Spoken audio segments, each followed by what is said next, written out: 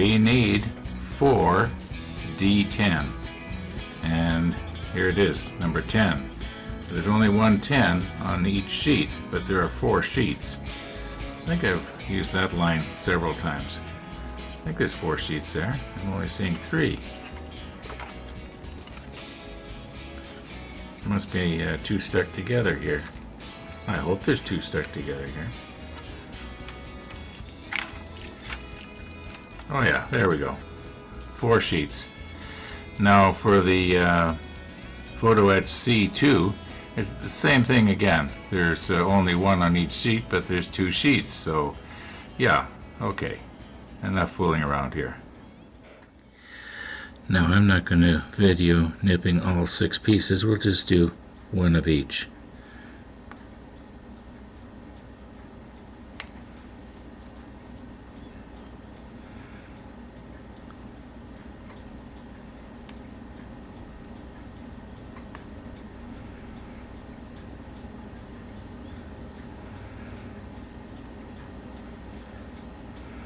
Did I get through?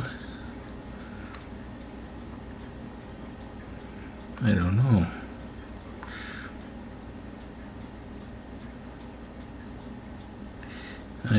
Yes, I did. I got through.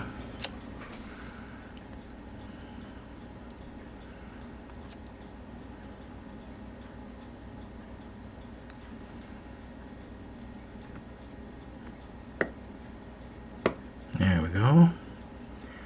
Now, where it's attached to the railing, the tab is actually about twice as thick as the railing.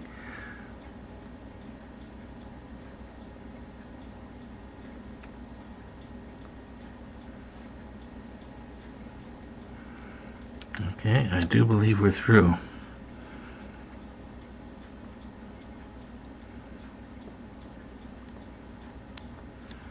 Okay, just do that 3 more times and we got our 4 10s. Okay, C2 is just a short gangway, only 5 steps. The last one had 10.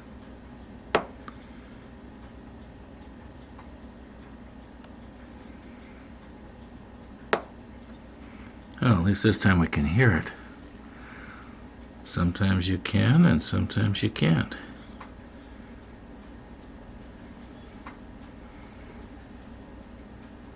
Well, could hear that one.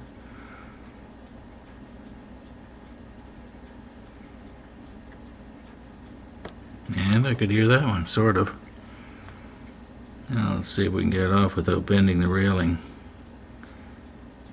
There we go. I'll just do that 1 more time and we got our 2 C2s. Okay, this number 10 was the last one. And while I was trying to get the blade underneath the railing here, between the railing and the plastic, I didn't realize I was up against the railing. I thought I was under it, and I pushed, and as you can see, I've bent the railing.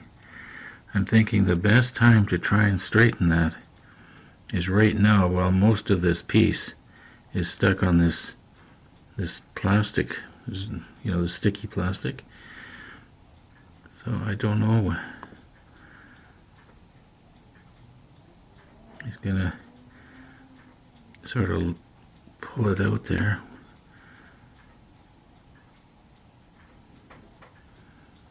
Maybe just a smidgen more. Okay, I think I got it. I think it'll be not noticed. Now I'll make sure I'm underneath this time.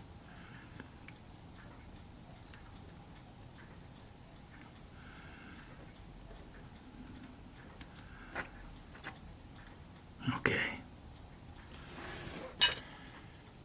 Now I think we did a pretty good job of straightening that, because I can't even spot the one that was bent. Unless it's this right here. But I didn't think the bend went in that direction. Now, once again, in my peripheral vision, I see movement in one of the screens. Let's put on the macro lens and have a closer look. Well, I guess we can't put on the macro lens, but we can zoom in a little bit. I think you already know what it is.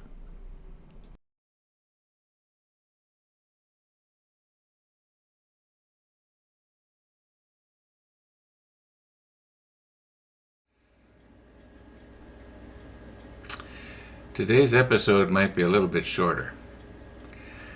About an hour or so ago, actually just before 10 o'clock, and it's right now, it's about almost 11:30. Anyway, I had to go out. Well, I didn't have to go out. There was a craft and bake sale at one of the local schools, and I knew about it. I actually knew a lot of the people that were there I knew. Been hanging around with them for like about 50 years. Anyway, it took me right past a Michael's. And so I knew that Michael's sold paintbrushes. And I thought, okay, now's a chance for me to get this good quality paintbrush that I need with a little fine tip.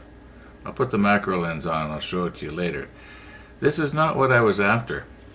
What I was after was a brush that was like this, only it was about not even half this size, and I did see it in the hobby shop, but didn't buy it when I had it in my hand, and should have.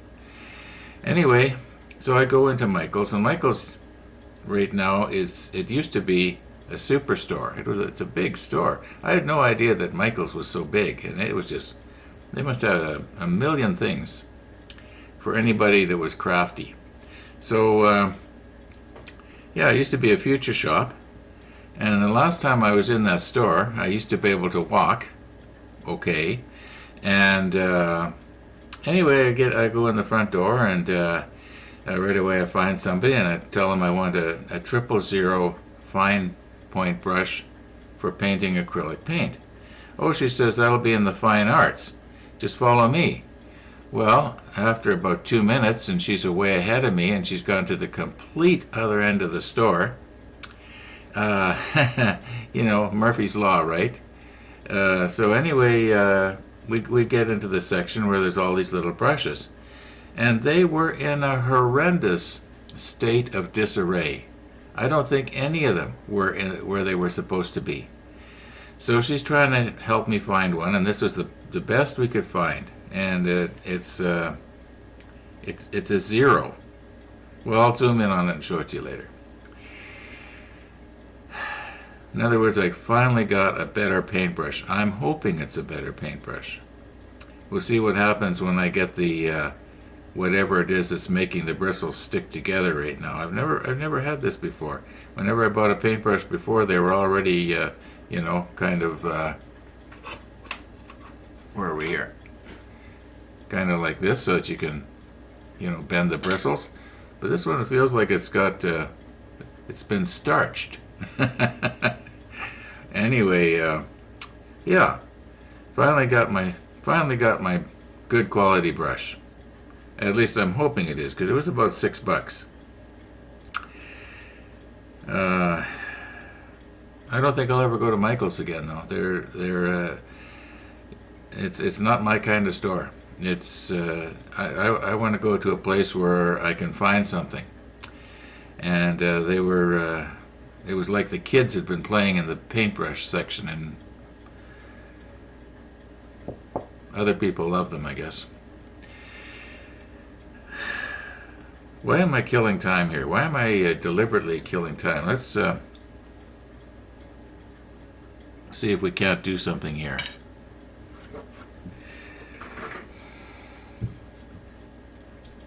Just can't get going today.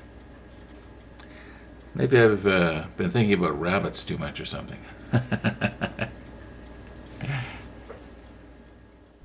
Okay, now that I've wasted a big bunch of time here giving you more information that you didn't need to know, here's the brush.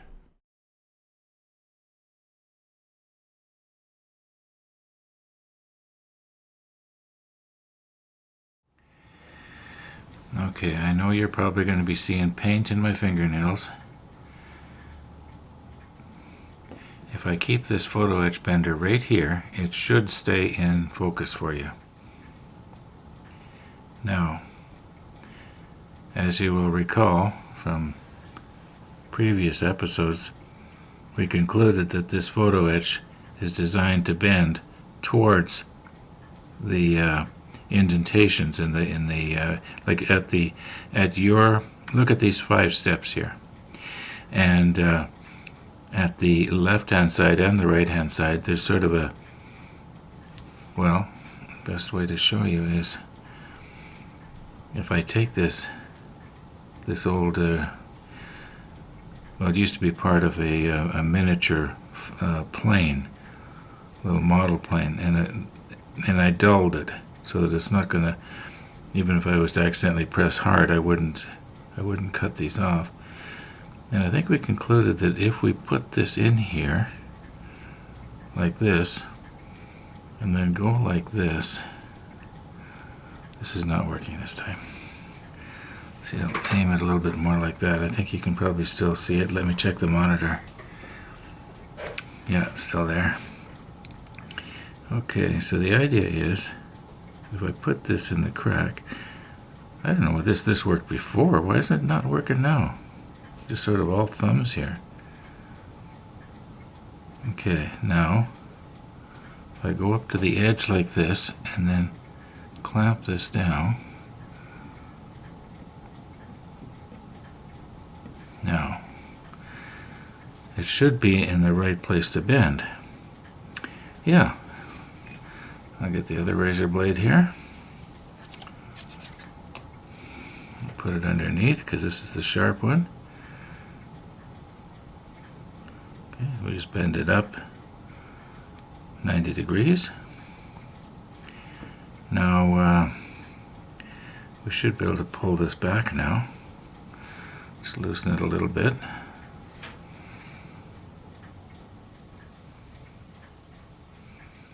Now, if I do it again, let's get it in the groove there, go up. That should be in the right place. It looks good from my perspective. You can probably see it better than I can. I'll go up like this. Now, back it out. Take this out very carefully. And I can bend it the rest of the way. Let's see, if I was to just hold it down like this and shove it over.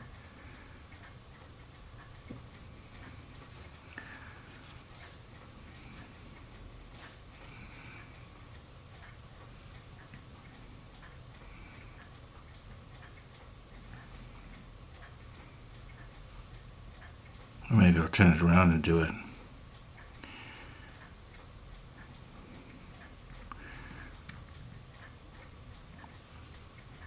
Okay, that's pretty much got it. Maybe I'll slip the macro lens on, we'll try and do another one. Now I have deliberately placed this one the wrong way up. And if you notice where the treads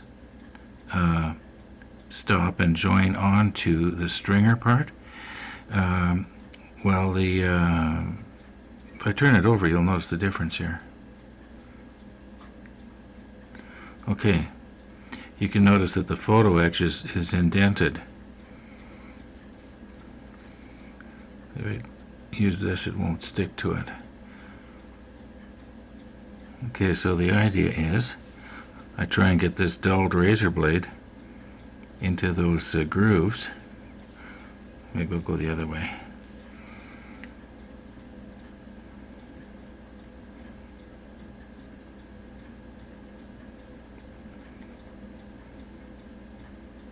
Okay, then when I go up to the edge, tighten it down, it should be just right.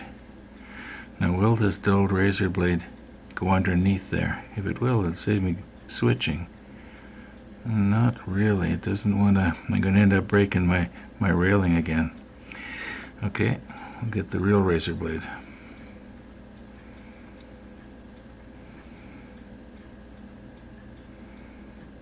And we fold it up.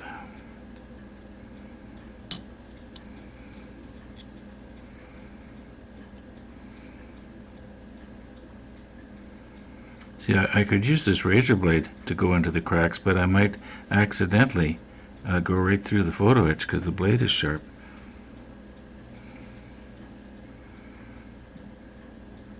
Now, you can eyeball it too.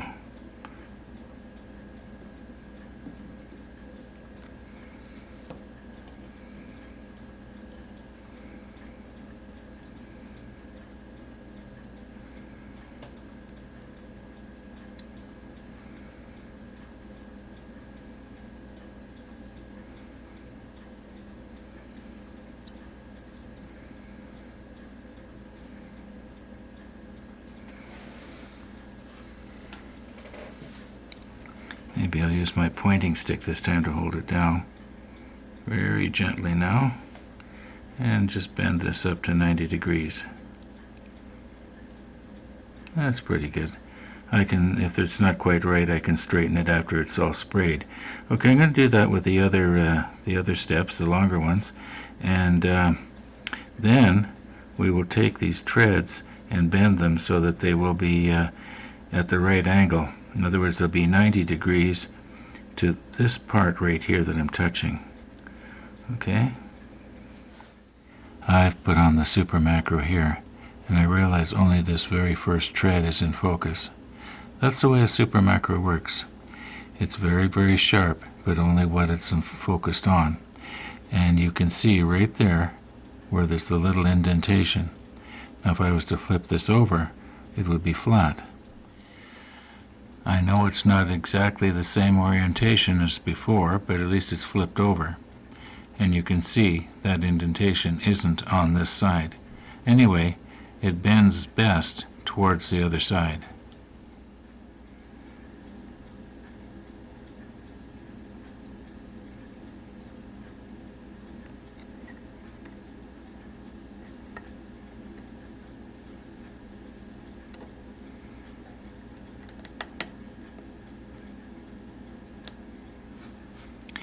Well, that wasn't quite as planned, but better than nothing, I guess. Now I have found that these tweezers right here are a perfect size for bending the steps. They fit in just right.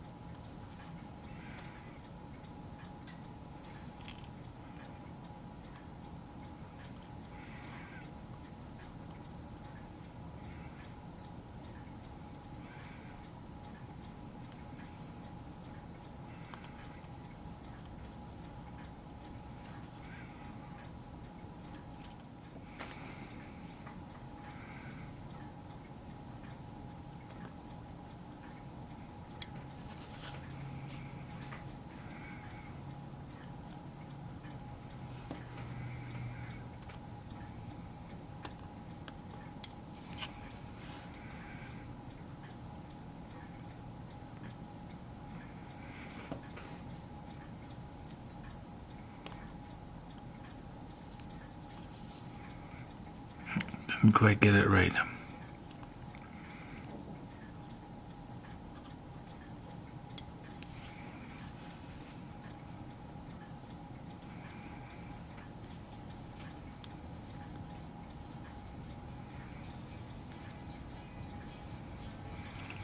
Okay, one left. I probably could grab it from the bottom instead of this way, but I've already got it angled like this, so.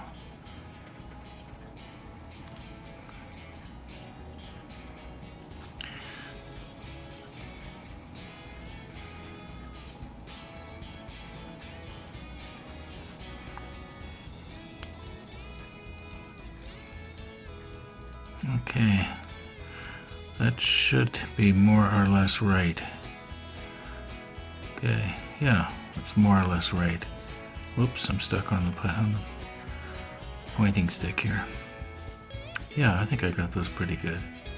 At least from a normal viewing distance, it'll look like, you know, the steps are angled. Okay, I'll do the other 5 the same way. We are going to have to see how the other 5 turn out tomorrow, because we have completely run out of time here if I want to get this uploaded in time for, the regular viewing. Yeah, I guess I spent too much time at the craft sale. Okay, I'll be honest, it was the bake part of the craft sale. Yeah, like I need the calories, right? I asked the girls there at the bake sale, I said, you got anything that's low calories? And one of them pointed to her water bottle. Anyway, thanks for watching. And all being well, we'll see you tomorrow.